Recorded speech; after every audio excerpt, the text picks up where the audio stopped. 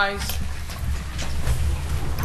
We have a moment of silence to keep our troops in our prayers.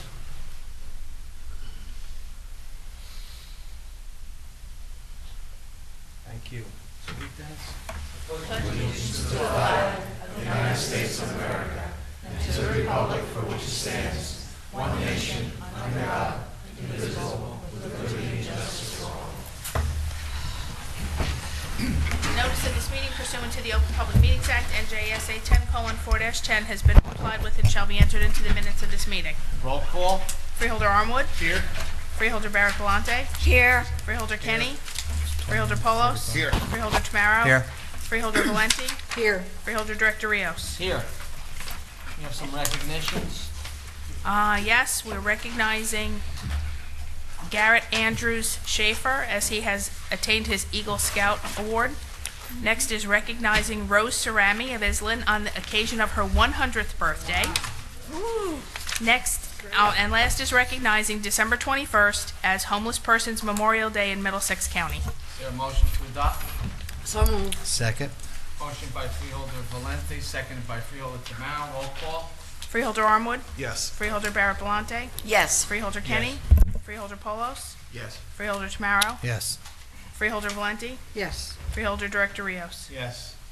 Okay, Freeholder Valenti will make a presentation. And I will ask Kathy Salomon to come forward, please, of Temple Nev Shalom.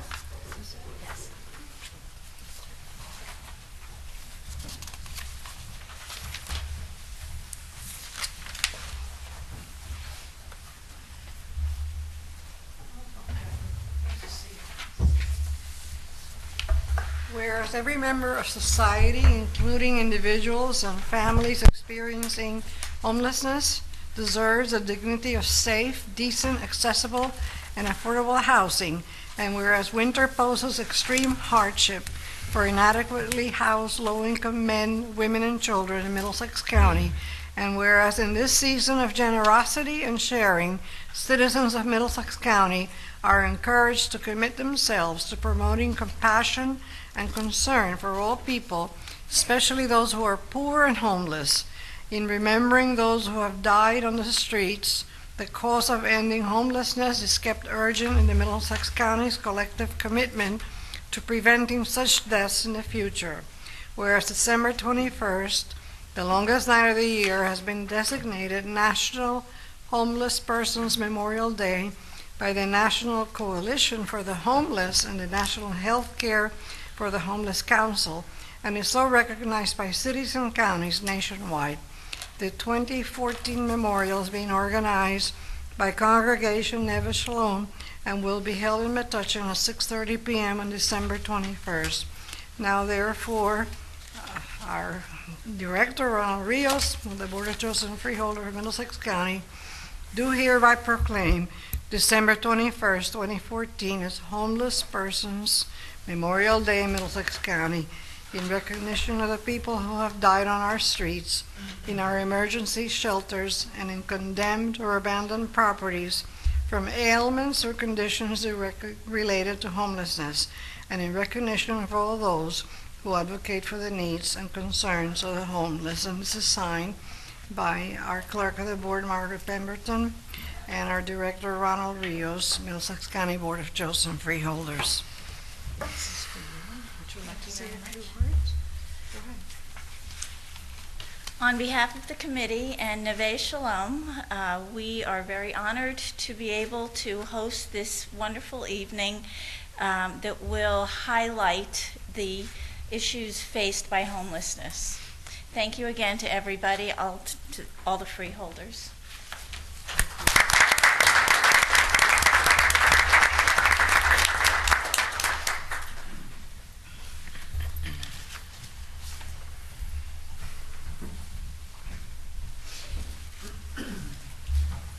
Correspondence. Each freeholder has been provided with a list of correspondence received by the clerk's office since our last meeting. This correspondence will be kept on file in the office of the clerk of the board for reference. Is there a motion to accept? Motion. Second. Motion by Freeholder Valenti, seconded by Freeholder Tamaro. All in favor? Aye. Opposed? Motion carries. Reports of freeholders. Freeholder Ken Armour. Thank you, Freeholder Director. I have no official report other than to say 2 weeks ago in my hometown of Piscataway, we had a tremendous loss, which was our councilman at large, Mike Griffith. And I just wanted to recognize Mike tonight when I had an opportunity. I had the great fortune to run with Mike 2 times for the town council, and you couldn't find a better public servant than Mike Griffith.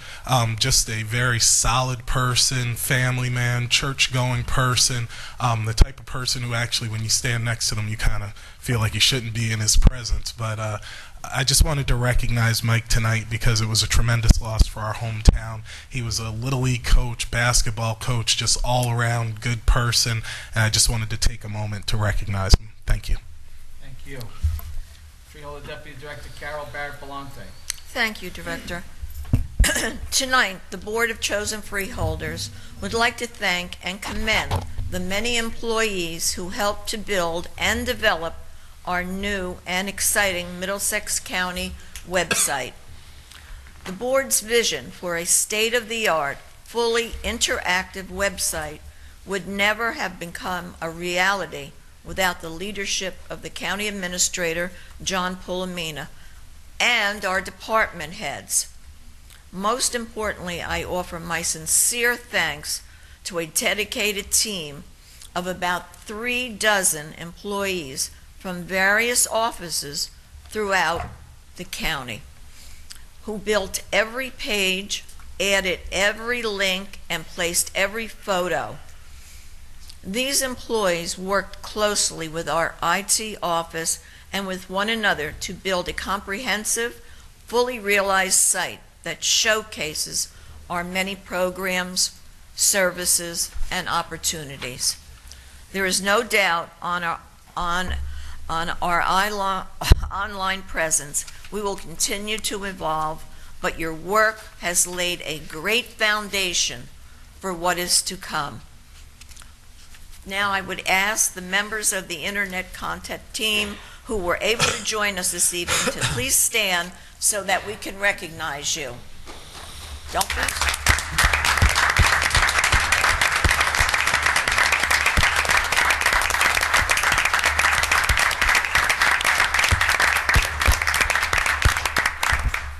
Thank you from all of us. Did a great job. That's my report. I also would like to comment on it. That was a task that really took a lot of time, a lot of work, a lot of energy, a lot of planning, and it really came out magnificent. And I have to say that it was a team effort, and that team had a leader that really excelled in putting that all together. And that was a dream by a lot of people, and it became a reality. I want to extend my thanks to the entire team and its leader, who really took the task, Stacy Bersani. Thank you all for that.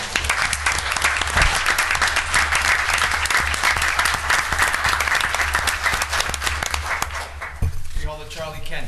I also don't have a real official report tonight, but I just want to echo the sentiments that you just said about the committee to put together our new website.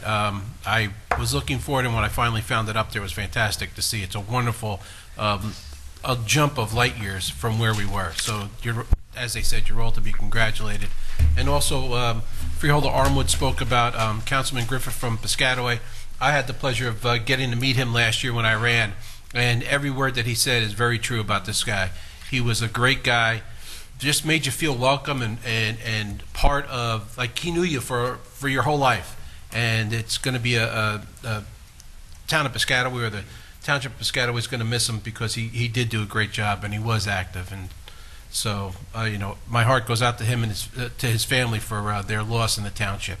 The other part of my report is we're working on the budget. We're hoping to have it introduced for January like we did last year. And also, I just want to thank the road department for the work that they did on Woodbridge Center Drive in Woodbridge, and also Main Street in Woodbridge with the milling and paving work that was done. And that's all I have, Director. Thank you, Freeholder Kenny. Freeholder H. James Polis. Thank you, Director. I want to echo everyone's sentiments with respect to our collective appreciation on the development of the website. It is a wonderful website, and we're proud to be able to call it our website now, so thank you very much for all of the work that you did, and also for Councilman Griffith, a great person, and a great loss for Piscataway and for all of us. Two items quickly. We had a meeting of our reentry task force this past week. A very successful meeting. The warden participated as well as some of the other members of the task force. We came up with, I think, 3 or 4 items. I think you'll agree, Warden, that are all doable to make this reentry program functional within our county. We made quite a bit of progress in our first meeting. Whenever you can have a first meeting and make progress, it's always successful, so that's a good thing. So we're very proud of what we were able to accomplish just in the one short meeting that we had. We also had our second meeting of our Health, Fitness, and Mental Wellness Committee that occurred last night at the Fire Academy. We have a great group of charged up individuals. We've created some leadership of volunteers within the committee, and we're focusing on basically 3 areas: nutrition, fitness, and obesity, all of which are important issues within our county. They also fall within what's called the CHIP, which is the community health plan that was put together by St. Peter's University Hospital and Robert Wood Johnson some time ago. Those are some of the areas that are identified within the plan that we need to attack and to come up with better planning and prescription for. So we're really pleased with the enthusiasm, again, that we have from the volunteers that are part of that committee.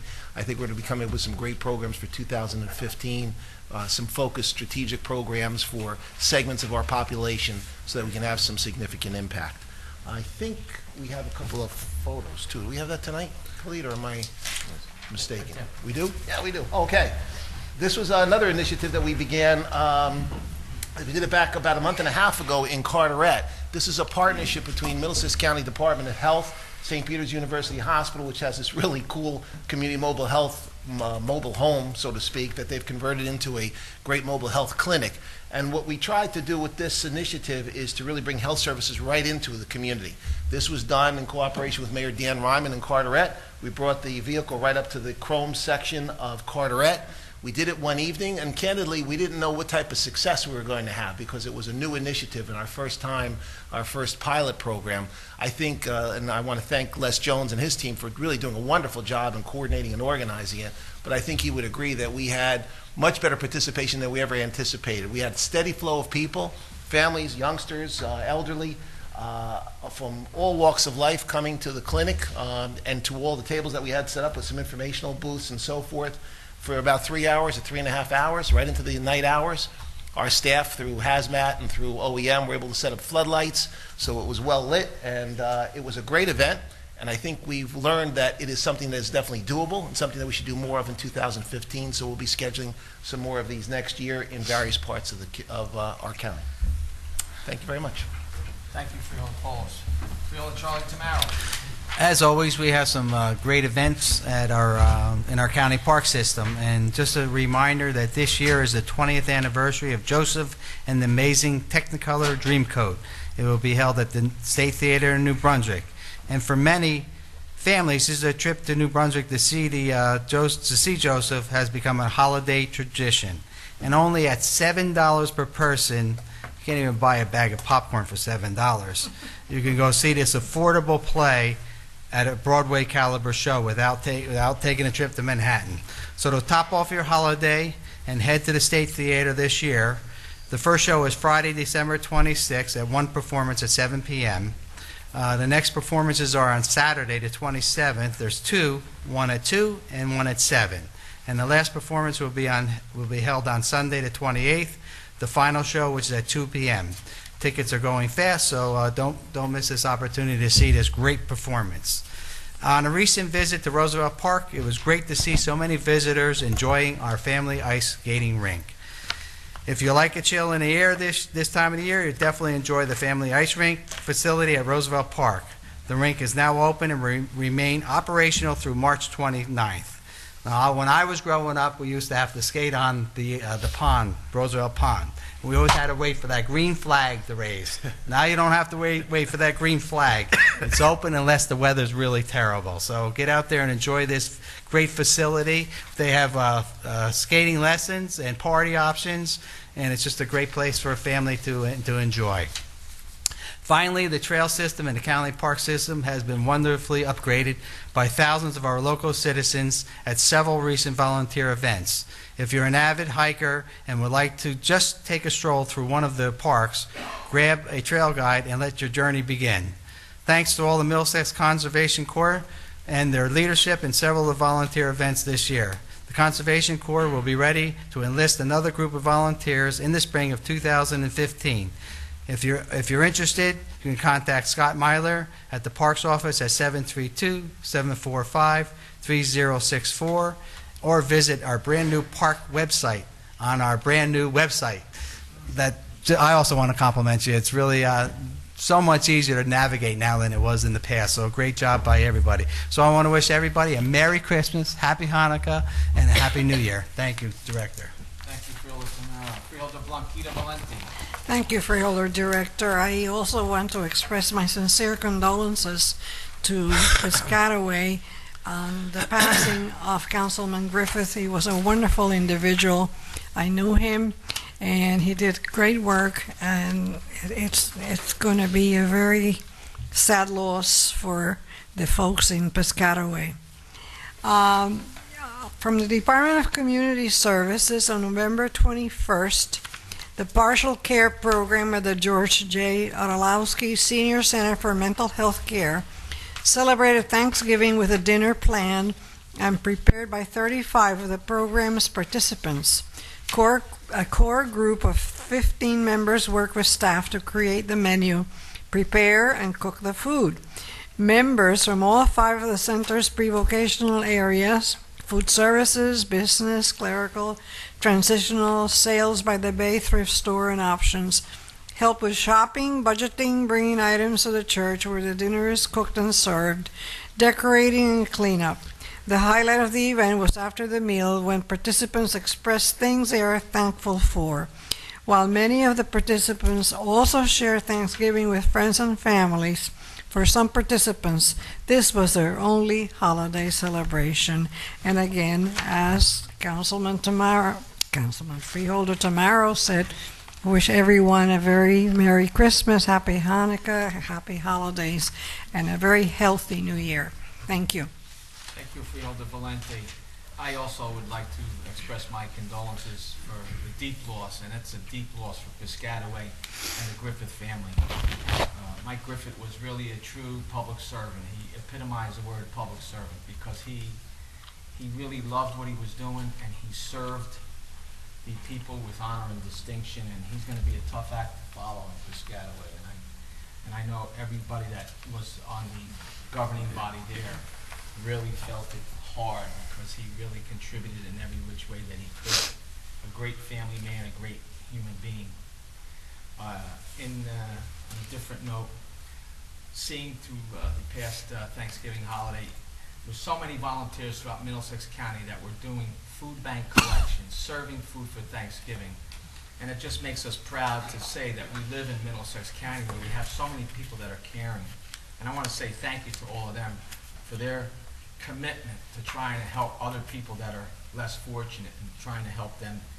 And I just would like to say also to keep in mind that we have the Christmas holidays coming up in the next few weeks, and hopefully we can have that same spirit with people that are less fortunate for the Christmas holidays. And like my colleagues mentioned, I also would like to wish everyone a happy Hanukkah, Merry Christmas, and a happy and healthy New Year. Okay. Mr. Kelso, are any resolutions to be added? There are none. Any resolutions to be amended? There are none. Resolutions to be held? There are none. Resolutions to be voided? There are none. This time I'd like to open the meeting to the public on any discussion on any resolutions that are listed. Anyone from the public?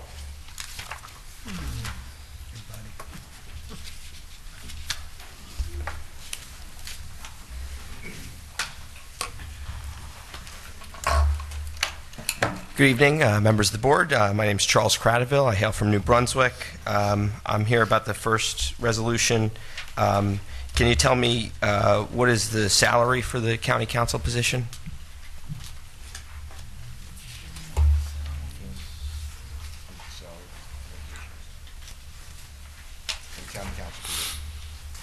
Does anybody have the salary? salary listed here for the county council.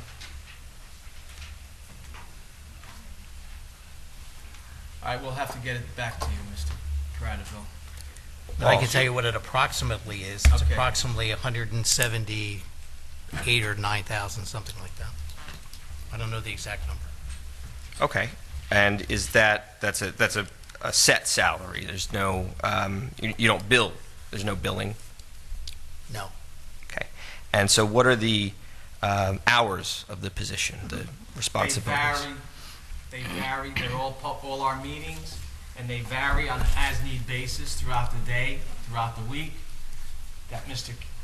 Kelso, or if it wasn't Mr. Kelso, it would be someone that would be, answer questions and do legal work for the county, for the freeholders, for the administrator, for the administration. So it's essentially a round-the-clock job, That's correct. on call, if you will.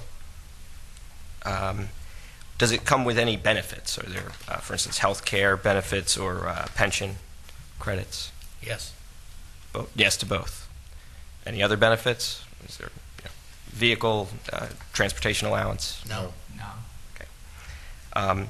So, respectfully, why do you feel that Mr. Kelso is the right person for the job? And why do you feel the need to appoint him to a 3-year term rather than what's typically done to be a 1-year term, right? No, it's a 3-year term by statute. By statute, okay. And so why do you think Mr. Kelso is the right person for the job? Because he has served us honorably. He has always given us a professional, unbiased opinion, and every member of this board has never felt uncomfortable with his positions or his recommendation or his legal advice and his research that he has done. Okay. So is there any other basis for it? For instance, has Mr. Kelso done a better job of winning more lawsuits than his predecessor, or achieving settlements that are favorable to the county? Has the number of settlements gone down or up? Is there any sort of metrics or basis for this? Each and every settlement that we decide on is, Mr. Kelso gives us all the information, and we make the decision that we feel is in the best interest of the county. And as far as a score sheet, no, we don't keep a score of what he does this year and how many lawsuits are up or down, or wins or losses, or the amount of dollars. We don't keep a score sheet for that. Understood. Can you confirm that Mr. Kelso is present when you guys meet in closed session? Yes. And so he was there on November the 6th when you met in closed session? If he was in fact present at November 6th. I can answer your question because I know what you're getting at. I was not in closed session when the discussion with respect to the Milltown redevelopment agreement process and the open space discussion. I was not present for that because of a conflict of interest with the Boride Development Corporation, so I recused myself from that.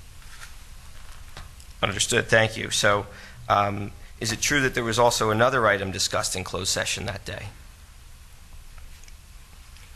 There was a discussion that involved the Penrose bid award with respect to the Roosevelt Care Center rehabilitation project, and I was present for that discussion. I do not represent Penrose Properties.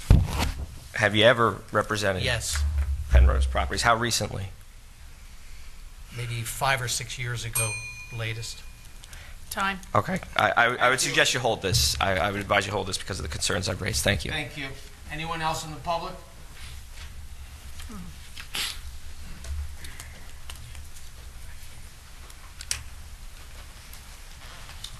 Good evening, Freeholders. My name is Anthony Larabino. I'm from New Brunswick, and I also have a question about the first resolution. Is there any tracking mechanism to track how many times Mr. Kelso has had to recluse himself from county issues? We'd have to go back through all the meetings that we've had. Do we have it now at our fingertips? No. Okay. We'd have to go through every meeting. All right. Would you consider the position a full-time position? The, Would I the consider it? Yes. okay. I understand it's a $178,000 a year job, and that's definitely a good salary for someone of that position, a lawyer.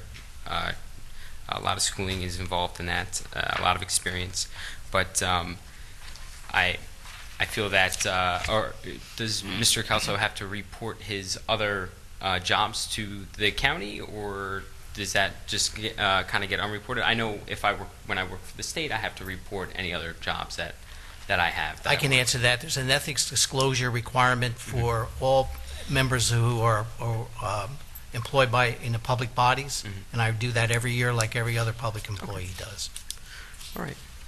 I also have a question moving on to Resolution 14-2151R. It's on page 3, right above the Office of the Purchasing.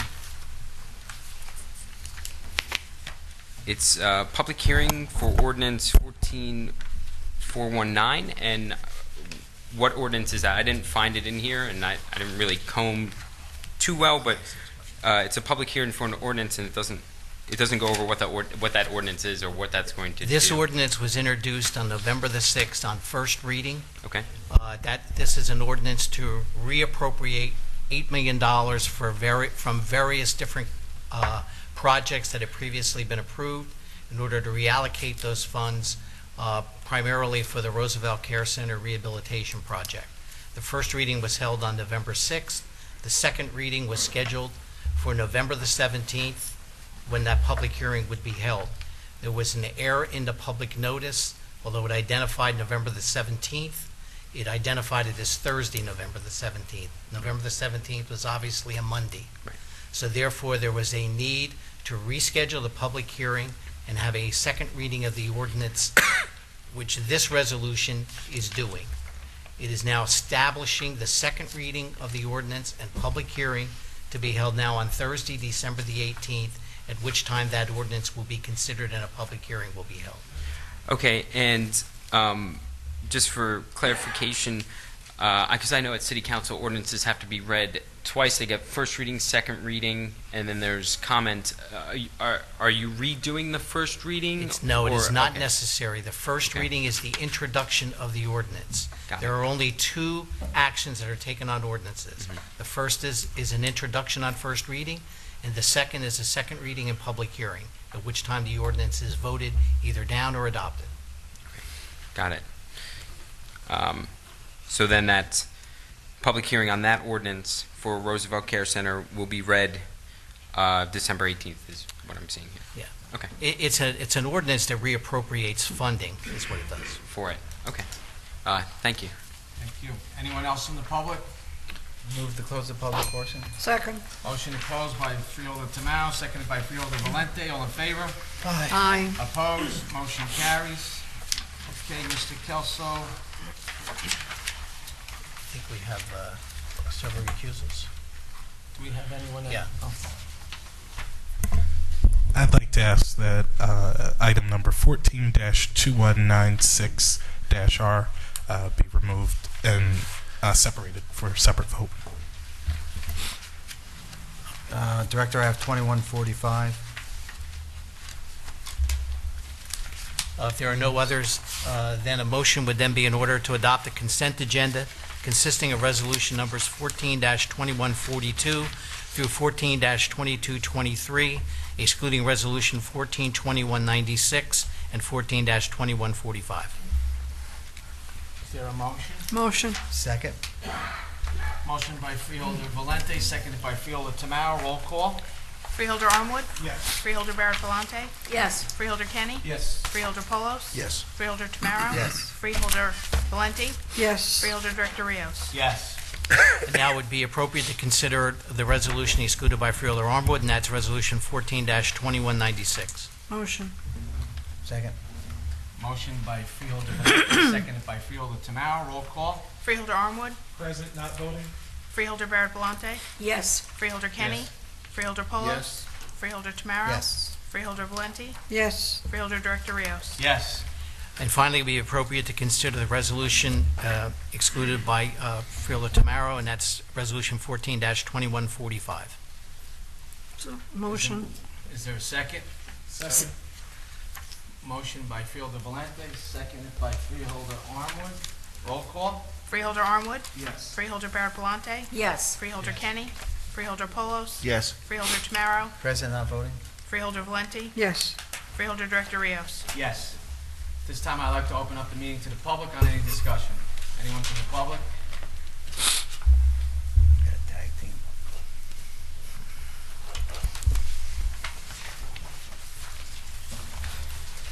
Again, it's Anthony Larabina, New Brunswick. And last meeting I was here and I asked for a crosswalk to go across George Street, connecting Bugalo Park to the John Lynch Bridge bikeway. Is there any progress on that? Well, I wasn't here for that meeting, but did anyone, all right, all right. Where's Rich? I think we referred it to the Engineering. Yeah. We are looking into seeing what we can do. We got a list of all your comments and we're researching what we can do on each one of them and what's involved. Okay. I greatly appreciate that. Is there a time frame for that, or a month, 2 months, 6 months? You know, I don't know how long it takes you to reach. I don't know how busy you are, type of thing. I would think the next meeting would be in January and we would have something then. Perfect. Okay. I'd also like to add a few things to that, if I can. So, Easton Avenue, coming from Somerset into New Brunswick, between the neighborhood right there and Bugalo Park, there are signs in the middle of the street that say "Stop for pedestrians in crosswalks." There are no crosswalks. If we could get some crosswalks there, that would be perfect, because I know there are a lot of children that live in that neighborhood. I live in that neighborhood. I would like to go to the park and be able to cross the street safely in a crosswalk. Also, along Easton Avenue, again, moving further into New Brunswick, there is a distinct lack of crosswalks going across Easton Avenue, and there are a lot of faded crosswalks. Notice the one particular by, the one that's particularly noticeable is by Lincoln School. It's an elementary school, and the crosswalk is fading pretty badly there. If we could repaint that, that would be fantastic. Also, I had some questions about the Livingston Avenue diet. It was brought up at New Brunswick City Council meeting. New Brunswick is paying half, the county is paying half. Are they examining just the lane structure of the road, or are they going to full-on examine the intersections and a bike lane and pedestrian islands? Anybody? I didn't hear the beginning part of your statement. I'm sorry. Oh, I'm sorry. It's the there is Livingston a Avenue? Yeah, Livingston Avenue. There's a study being conducted. The county's paying for half. New Brunswick is paying for half. It's a road diet study. Road diet typically refers to the amount of lanes that are on a street, and I wanted to know if it was just going to study the amount of lanes, or would it study reconfiguring some of the intersections on Livingston Avenue, and or a bike lane, and or pedestrian islands. Well, it's actually the instructions the consultant has received is to do a complete street analysis to address pedestrians, motor vehicles, and bicyclists, all treated basically equally and to enhance. There is basically at this time nothing off the table to achieve the goals of increasing safety on that road. That is fantastic to hear. Are roundabouts on the table? Roundabout intersections? They're everything, so everything's on the table. All right. It's hard to say. It's really hard to say a time frame or when we can get these things done. But obviously, seeing that how we reacted this year with Livingston Avenue issues, I think our Public Works Department and our Engineering Department acted quite rapidly upon our request. So I'm sure, the sooner that we can get things resolved over there, the better for all of us concerned. Definitely. And I do appreciate what the county has done on Livingston Avenue. But I think there can be a lot more done to increase safety. And I would like to know when New Brunswick Council had mentioned that there will be 4 periods of public comment on that study, and when those 4 periods of public comment will be. If that's even set up yet, I don't know. We don't know yet. Okay. All right. Okay. Thank you for your time, and I strongly recommend that members of the council do a little looking into Carmel, Indiana, voted #1 best place to live in 2012, has over 50 roundabout intersections that they've put in. It is they put in one, a lot of public pushback. They didn't want it, and then they put it in. People loved it so much, like I said, they have over 50 roundabout intersections, and apparently they're very, very safe, very pedestrian friendly, and they have a lot of literature. They've done their homework, and it's all on their city website, Carmel, Indiana. So check it out, and thank you for your time. Thank you. Anyone else?